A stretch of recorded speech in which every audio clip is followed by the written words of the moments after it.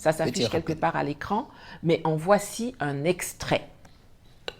À l'époque comme aujourd'hui, les Européens ont tendance à faire corps avec la France, tandis que de son côté, Sékou Touré se rapproche du bloc de l'Est. L'URSS, la Chine et le Ghana sont d'ailleurs les premiers à reconnaître la Guinée libre et Fidel Castro reçoit en visite officielle à Cuba en 1960 un Sékou Touré qui a décidé d'abandonner le CFA et de doter son pays de sa propre monnaie.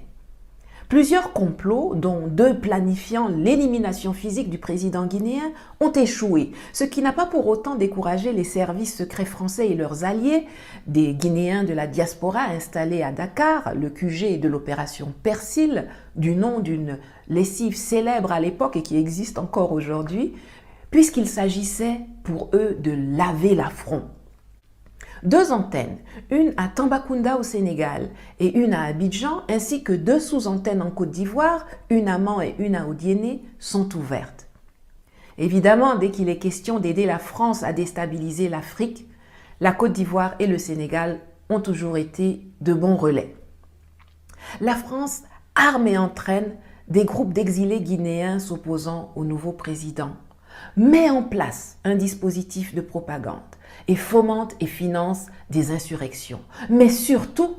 après avoir fait piller par l'armée française les coffres de l'agence de la BCEAO à Conakry dans la journée du 28 septembre 1958, la date du référendum, et en plus de faire en sorte que les francs CFA restés en Guinée ne puissent plus être utilisés ni au Sénégal ni au Mali, elle va décider d'inonder le pays de faux billets de francs guinéens fabriqués par le SDECE, devenu depuis la DGSE, la Direction Générale de la Sécurité de l'Extérieur, pour faire s'écrouler la jeune économie.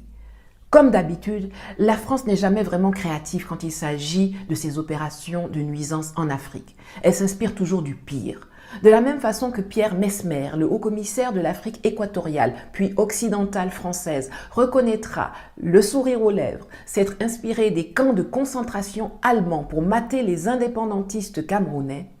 de la même manière, ils ont plagié une méthode nazie utilisée contre l'Angleterre pendant la Seconde Guerre mondiale, l'opération Bernhardt, pour déséquilibrer et asphyxier l'économie guinéenne.